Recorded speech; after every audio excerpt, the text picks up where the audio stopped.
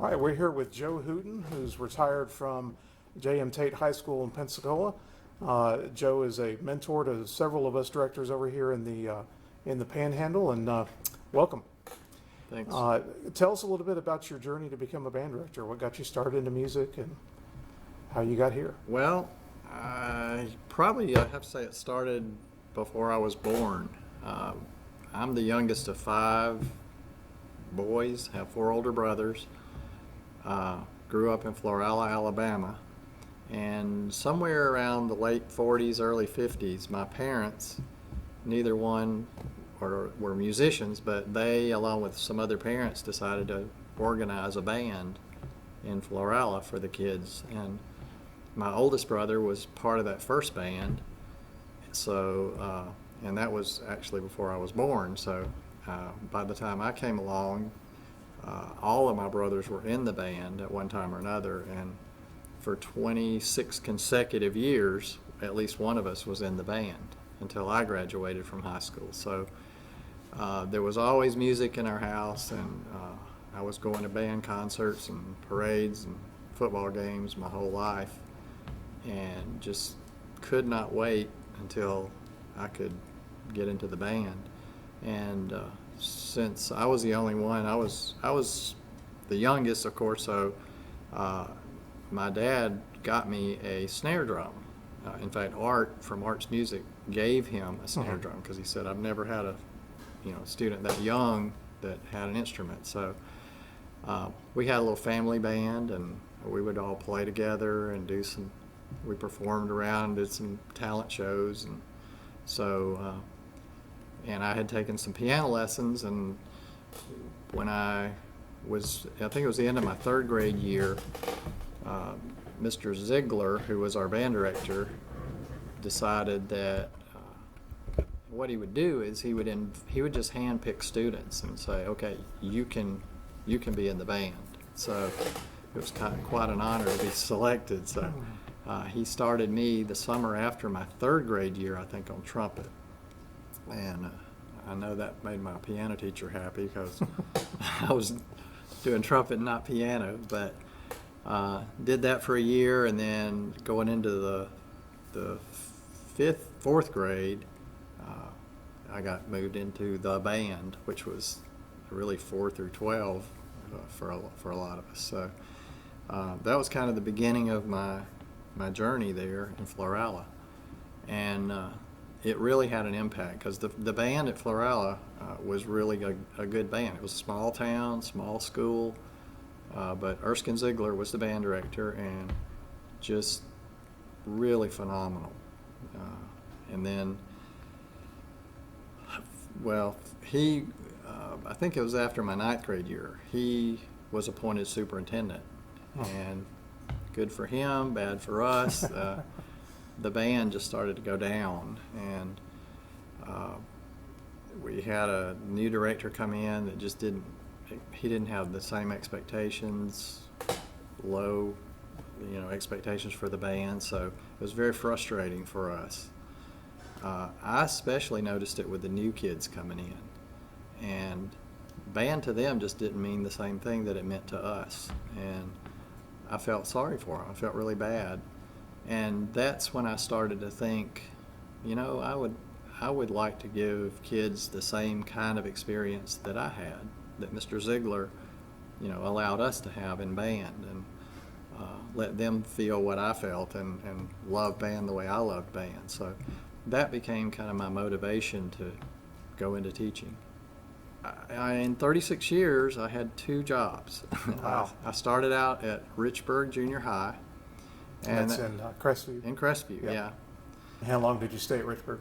I was there for 11 and a half years. It was just a great situation, for me to be in. And, of course, Lou Lindsay was there, and then pretty soon, one of the first people I met was Ernest Ebsen. And, Ernest has been a mentor to so many people. He really he helped me as professionally, and really had an impact on my life. For one thing, I met Shelley, my wife, at Ernest and Ann's house. She had just gotten out of college, and Ernest was nice enough to let me help him with some marching band stuff, which I was doing to learn from him, and I met her there because she was babysitting for them while they were at school, because Ann was always involved with the band. And so that was obviously a game changer for me. It was love at first sight for me. It took Shelley a little bit longer, but and then Ann would talk to Shelley about, when we were dating and getting serious about what it's like to be married to a band director. And well, luckily she married me anyway, but it was great to have them as role models too. I mean, they not just as Ernest as a band director, but them as a couple, and how to make a marriage work and be a band director at the same time. So that was really great. At Richburg also, I met Wayne Whitman. Jim Leonard, who owned Playground, had hired Whit, and Whit would come and call on me at Richburg. And I found out pretty soon that he knew a lot about band directing. He wasn't just a horn seller, And once school started, he would come in, and I would convince him some days to work with the kids some, and he would help my beginner class and all that, and I started to learn from him. I mean, he's a phenomenal teacher.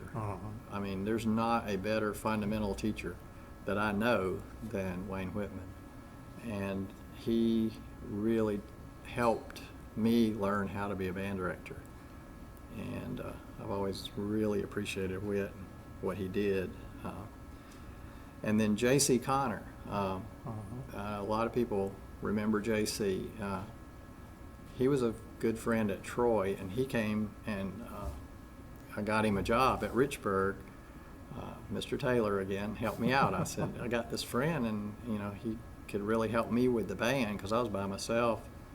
And this was a couple of years in, and so Mr. Taylor, he was very supportive, and he saw that it could be a help to me. So he hired JC to teach, not band, but he was teaching math and history. And then JC started our color guard, but he was like he had a degree in music ed and history and math, I think. So anyway, he was a great help to me. Just the color guard, if you ever saw it, it was just phenomenal. And he helped me so much with, especially the marching band. And just, again, a great friend. And he really helped a lot of people in the area. He would help people with drill and things like that. So really, that made a big difference to me when he came along. Yeah. Spent a lot of years with me. And that was kind of it at Richburg. And then from there you went to Tate. Went to Tate, yep. That was a tough decision. And it really was. And what happened, Bill Slayton called me and he said, hey, and I had done some work, with Tate too. I tried to get out and learn as much as I could from these guys. And Bill had a phenomenal band at Tate. And he called and said, hey, I'm going to be going into the county office as a music supervisor, and I wondered if you were interested in coming over here. And of course, I was very flattered that he called me, and then also terrified at the same time. Because, everybody tells you don't follow a legend because you're going to fail. And I didn't want to be that guy. Yeah. So, I talked to Shelley about it, and we talked it over. We prayed about it. We wrote down the pros and the cons. And Bud Bell was at Milton at the time, and I'd been doing some work with him too. And he kind of sat me down and he said, I really think you'd like the high school thing. I think you'd be fine. And he said, he kind of contradicted what everybody said. He said it's probably easier to go in and follow a successful band director. He said than it is go into a program that's in shambles, because you can build on it and have success faster, and it kind of made sense. So anyway, Shelley's, my father-in-law also, Lou Waslick, had been real active in the Fort Walton band program and stuff, and he also kind of pushed me in that direction. I think his term was, "You're just skating now. You've been there long enough. It's time to do something else." So, but it was really hard because I loved Richburg. I loved what I was doing. They were also about to go to middle school. We had 7th, 8th, and 9th, and they were going to change over in a couple of years. So I didn't know that I wanted to go through that transition. And if I was going to go through a transition, it might as well be going to a high school. So, but even that didn't end up working out exactly as planned, because Bill the job that he was going into didn't really open up until very late. And it was I'd already done summer band at Richburg, and it was getting close to the start of school. And of course, they couldn't hire anybody at Richburg until I officially left. So I finally just said, I told Bill, I said, I can't do that. I can't leave, now and leave Richburg with, really nobody there, So I figured that was the end of that. But Bill said, well, how about if we just hold the job and you come at the end of the first semester? And I said, well, let me think about that one. So again, Shelley and I talked it over and kind of weighed it out, and decided that we could do that. So I told my principal, I said, I'm staying till the end of the semester. If you're good with that, that'll give you plenty of time to find somebody. And boy, did that work out good, because Randy Folsom, who was at Crestview High, the assistant there, agreed to come over and take the Richburg job, which, you have no idea how much of a relief that was for me, knowing that I was leaving there, but leaving those kids in such competent hands. And so that was a really good thing. I mentioned how I met Shelley. When Shelley and I got married and she became my partner, that was really big, because in band directing, we know it's not a job. It's a lifestyle. It's a way of life. And if you don't have a spouse that understands and supports you, it can really be hard. I know we've all seen it, and it's tough. But Shelley was such a big support, not only emotionally and otherwise, but also in a very practical way. I mean, I can remember at Richburg, because we got married in 1979, so I had been teaching about 4 years. So it's right in the middle of my Richburg years. And we would go, like on Sunday afternoon, we'd go out and line off the practice field for the next week. She'd get one end of the rope, I'd get the other one, and it'd be 110 degrees, it seemed like, on that practice field. And we'd get out there and get it lined off and ready.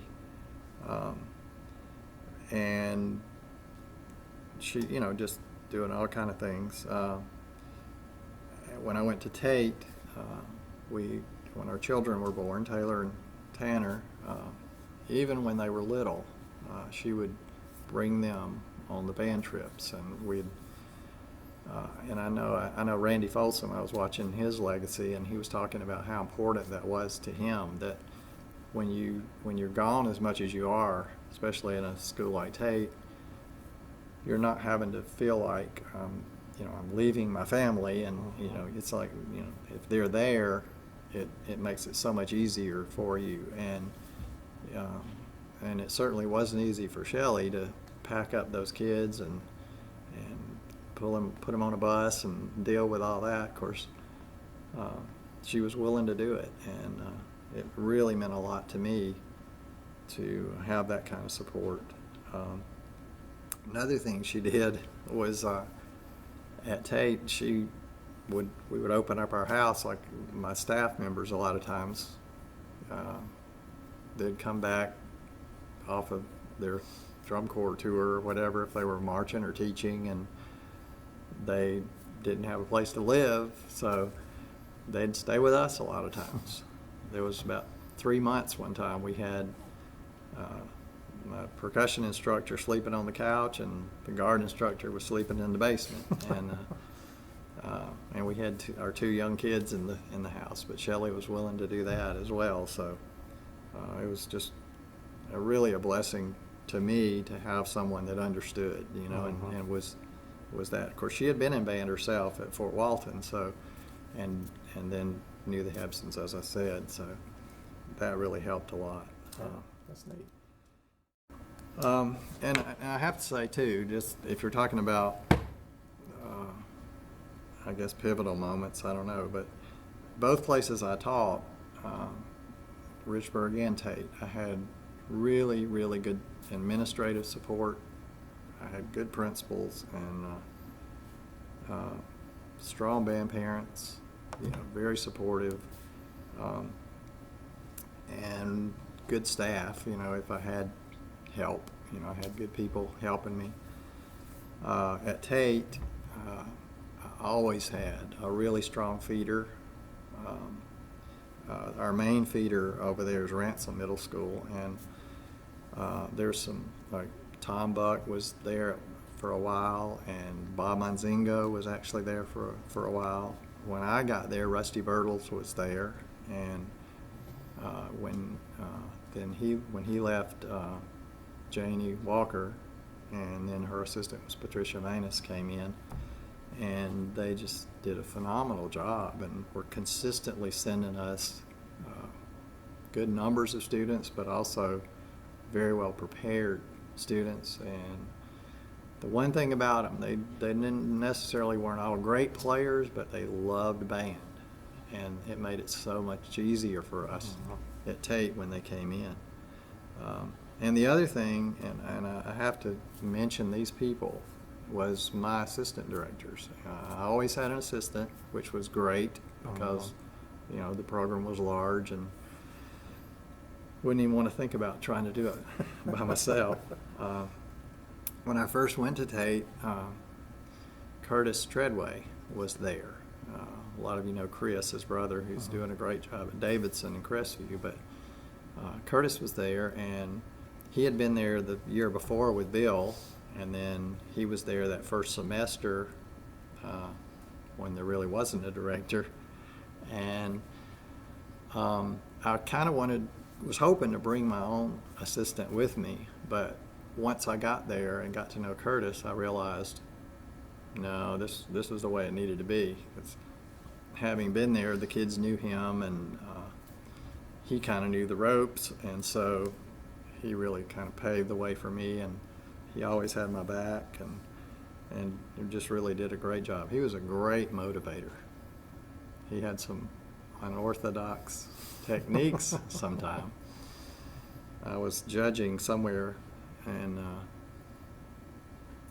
the Tate was going to do the exhibition at this marching contest, and so I had left that morning, and Curtis was going to do the last rehearsal, and he got there, I saw the band buses pull in, and I'm like, okay, good, they're here.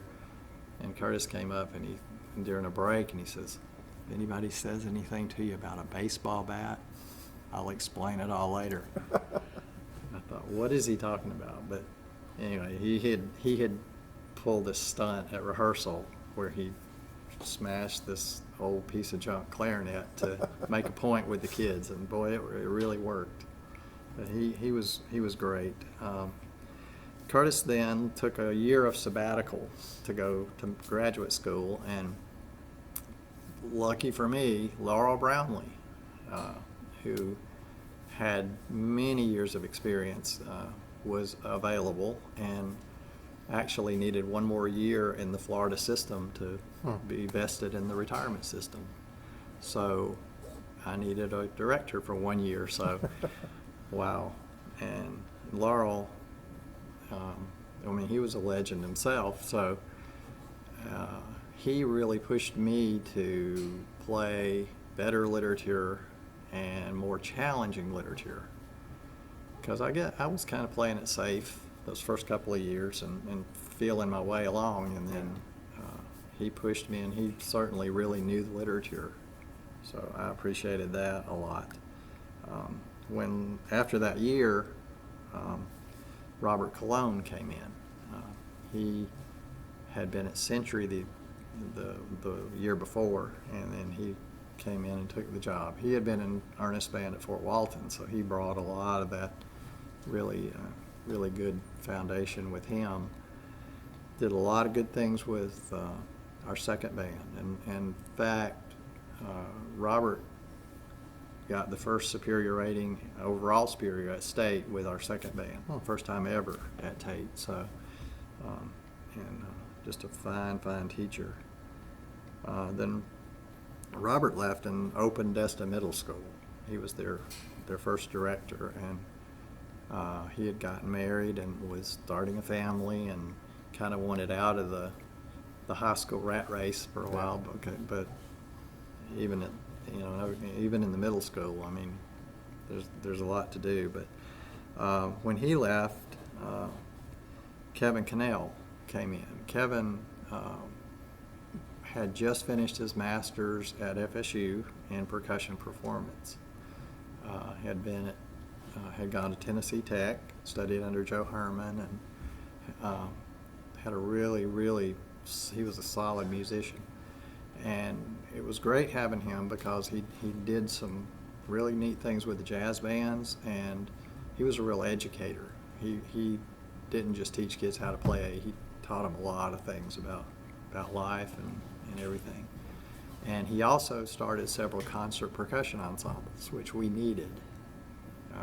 Sometimes we had a lot of drummers, and we needed some percussionists, and he was able to kind of start developing that.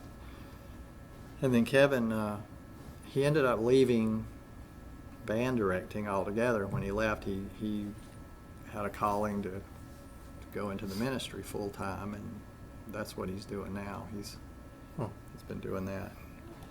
And that kind of opened the door for Travis Coakley, who came in, and that was great. Travis had several years of teaching and brought that experience with him, and was just, the kids loved him, and he made a real positive impact on the whole program. He was really great with jazz as well, and he stayed with me. All of them stayed. I was lucky because they were all with me for at least 4 or 5, 6 years at a time. So there was good continuity as we went along. And Travis, when Travis left, he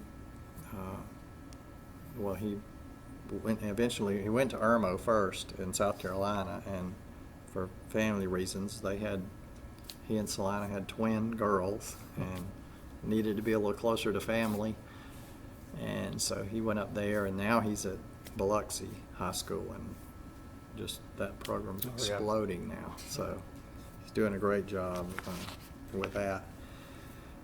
And the great thing was, then Mike Philly, when Travis left, Mike Philly came in, and Mike's there now, and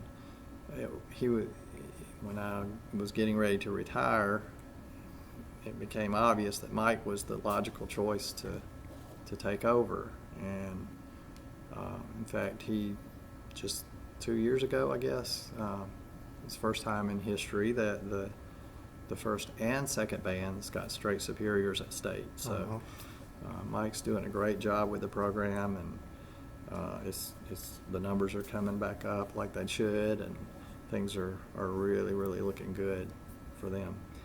But I was always lucky. I had good people working with me, and when you have an assistant that you can trust, and that like if I needed to be gone, I didn't worry, because I knew that those people, those assistants that I had, would be able to do the job, and that was really a good thing for me. Have any special words of wisdom or advice you'd want to pass on to future directors? Of And we're on course. a limited time now, okay, so. Well, I wrote down a few things, okay, so, get involved in your profession. Join FBA, FMEA, MENC, you know, attend the meetings, conferences, clinics, because that's where you meet the people. That's where you get to know, and that's where you learn. Very practical things. Never handle money. That's a biggie. Yeah, I mean, it's important. Find a way. Have a lockbox. Have a parent or parents that are responsible. Just trust me. Never be alone with a student. You know, these are all things that we know.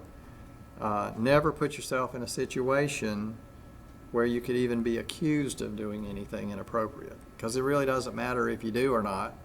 If you get accused of it, you got a problem. Use technology and social media wisely and carefully. And I think this is important. Respect your students, and they'll learn to respect each other. And remember, they may look like adults in high school, but emotionally, they're still very immature. Be professional. And remember, you're their teacher. You're not their friend.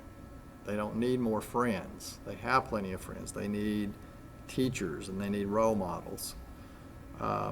Never underestimate the influence that you have on your students, and always use that influence for good. Establish communication with your administration. I think this is important. Don't let the first time you sit down with the principal be because you're there with a disgruntled parent or a problem student. Sit down and just tell them what your vision is for the program, and find out what their vision is. What are they expecting you to do? Get out of your band room. You know, you need to establish relationships with other teachers, the maintenance people, the custodians, people in the community, and that will help garner support, you know, for your program down the road. Make the concert band the focus of your program. It's fine to do the other things, and you should do them well, but always make sure the concert band is the focus. At the same time, understanding that your marching band is probably the most visible and probably garners the most support from the community. So you don't want to underestimate that. But balance, of course, is the key. You want a balanced band program.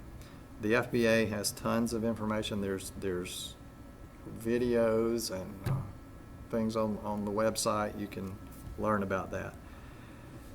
And this is a phrase, and I don't know who said it, but I really it rang a bell with me. Do only those things only you can do. You can get burned out so fast by trying to do all the, there's so much paperwork, there's so many things. Anything that somebody else can do. Develop your student leaders, develop, parents. You've always got a few parents that can handle fundraising. They can handle the concession stand. They can handle lining up chaperones. All those things that can just consume you.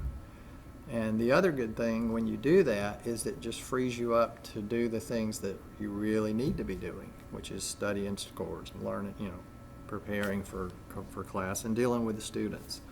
So I think that's a big one. Do only those things you can do. Only you can do. And seek help. Invite people in. So many young directors, and I know because I was one of them, we're reluctant to ask people to come in because we know that they're going to come in and find out we don't really know what we're doing. But it's okay because we've been there. We all know. And having someone that you can trust come in, they're not going to come in and judge you. That's not what it's about. They're going to come in and try to help you. and that's what we want.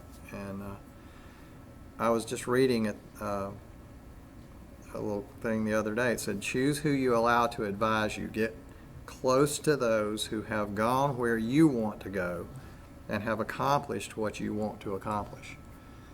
And I think actually that was Jim Harbaugh talking to his professional football players, trying to keep them out of trouble and give them good advice. And I just wrote this one down. It's not about you, it's about them. It's their band. It's not your band. I remember when I went to Tate, following Bill was tough, but Bill had communicated to those students. He said, the Tate is not my band. It's your band. And I'm leaving and someone else is coming in to help, with your band. And that really is important, because if you let your ego get in the way and you try to make it about you, you're going to have a lot of trouble. The first person I heard say this quote was Lou Holtz, and he said, kids don't care how much you know until they know how much you care. And that, again, resonated with me. You got to care about your kids, and you got to put their welfare first. You got to respect their time. You got to respect the families. Real quick story, I had a guard instructor, single, that used to, if guard rehearsal was supposed to be over at 5, if she wanted to go till 6, she thought it was fine. Not understanding that there's a mom out there, that's got 2 other kids that need to be, one's got to be picked up from daycare, the other one's got to get to this lesson, because she's not considerate of those other people's time. So be considerate of that. It's real important. And finally, when you teach kids, I've always said, you can play the beginner book with everything wrong. You can reverse your hands on a clarinet and play the first lines in the beginner book. But eventually, if you let them do that, they're going to have to change it, because they're going to get to a point where they can't. You can't play a grade 6 solo with bad fundamentals. So it makes sense to teach the kids, I always say, teach them how to play the instrument. Don't teach them how to play a piece of music. Teach them how to play the instrument, and teach them how to do it correctly. And if you teach them from day one to prepare them to play that grade 6 solo, they never have to change anything. And I really think that's important. You give them the tools, and you set them up for success so they don't have to constantly change. And you just put them on the road and give them the push, and they'll do the rest. That's great. That's a lot of great advice. I'm full of it. Well, now that you're retired, what do you do to keep your band director lifestyle on edge? Well, several things. I've been really lucky. When I was at Richburg, I got involved, I would go out and get involved with high school bands as well, and cultivated a lot of good friendships and relationships that way. So fortunately, a lot of those people still ask me to come in and listen. It's always a thrill to go. Scooter at Niceville asked me to come in sometimes and help. So I'm like, sure, I'll come in. And it's always a lot of fun to hear the great teaching, that's going on. And Randy Folsom, same way. Jody Dunn at Crestview, all those guys, and just going in and listening and continuing to be inspired by what they're doing. I get to judge a lot. Since I'm retired, I have a lot of weekends now that I can go and do some judging, and That's fun. I enjoy that a lot. I didn't start it, but Smith's Music in town started a mentor program, and where a lot of us were already doing it, we were already going out and helping. What they figured out was that there's a lot of young directors that, they don't know us because they're just getting there, the ones of us that are retired, and even if they knew us, they're a little reluctant to ask for help. So they figured out that if they could get the directors to call them and say, hey, is there anybody that can come out and help me, then they would let us know, and then we would go. So it's really worked well. And there's several of us that are doing that. And like a lot of times, Tim Willis and I'll team up, we'll ride together and go out and listen and try to help. So getting in band rooms and participating in that mentor program has really been a good thing that's helped me a lot. There's a couple of things that really impacted me. I think that my first year, Jim Leonard, who was at Playground, brought Oliver Hobbs up and took him around to all the different schools, and he would come in for a day and just listen. And I'd never met Oliver Hobbs, but certainly being in Florida for even one day, you're going to hear about the legend Oliver Hobbs. And I remember them coming in that day, and I don't remember much about it, except how scared I was to have Jim Leonard and Oliver Hobbs sitting in there.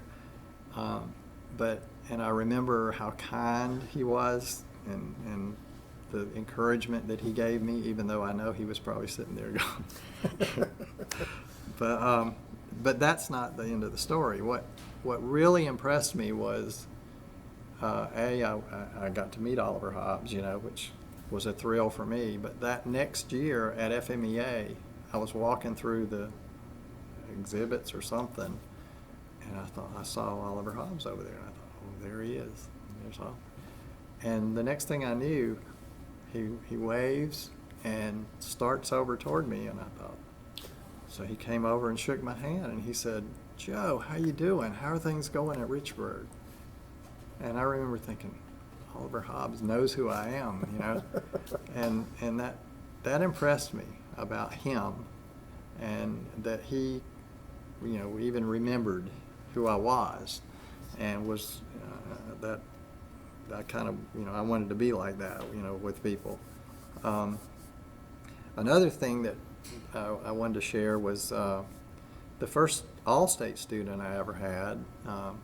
After I'd been teaching, I guess about 3 years, I started a group of beginners, and you know how you have those certain groups that are really special. The first student I ever had make all-state was Dean Barrow, who is the band director at Navarre High School now, and in fact he was first chair at all-state, and he actually started on flute and switched him to tuba, and he just took off. Jack Crew was doing the all-state band that year that he was in, and I went to that concert, and it was just fabulous, and I thought, wow. So I don't know how that next year, I guess I was responsible for getting a clinician for all county. So I contacted Jack, and he said, yeah, he'd love to do it. So he came up to do our all county, and I was so excited, and I told everybody, and went to the first rehearsal, and he's conducting, and kids are missing notes and key signatures, and he's just going right on, and he'd stop and say, that phrase you need to start a little softer, and let's shape it a little better, and then taper it like this, and I was thinking, I'm hearing all these wrong notes. Doesn't he hear that? What's going on? And I'm thinking, I made a mistake here. But anyway, as he went along, and he just kept talking about the music, and I started noticing fewer and fewer wrong notes, and more music was starting to happen. And I thought, this guy's a genius. He had figured it out, and he knew what to ignore that was going to fix itself and what he had to teach them. And so I learned a lot from Jack and watching him do that. Another one, just briefly,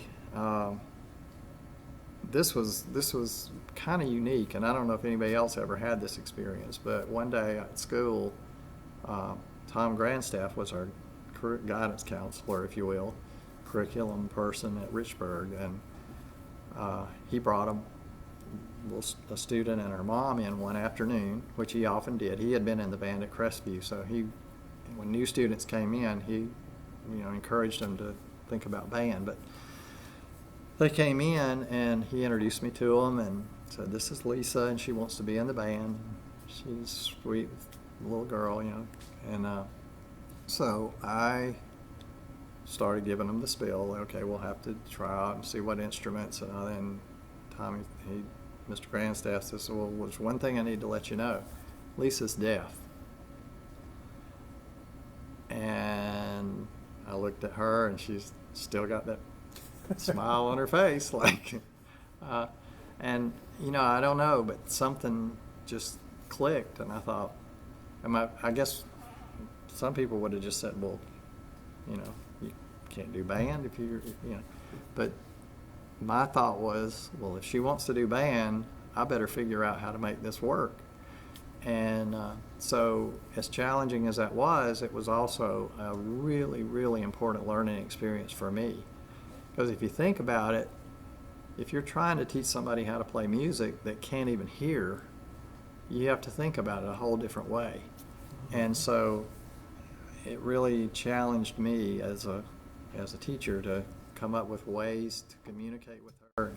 She ended up playing saxophone, because she could feel the vibration, and somehow she could tell. She knew if she played a wrong note or something, she knew it. Yeah. And but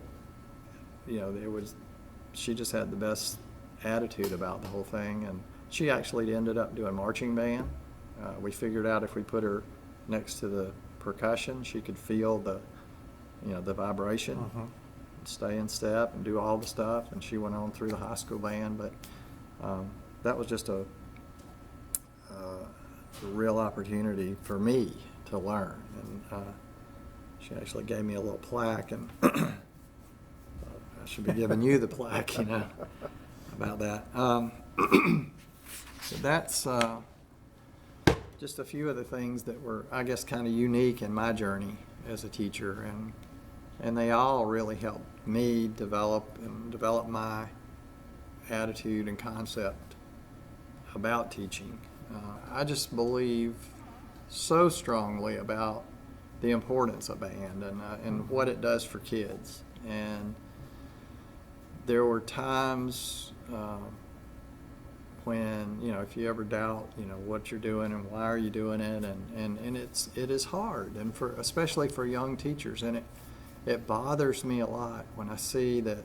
I guess the average career of a band director these days is 4 or 5 years.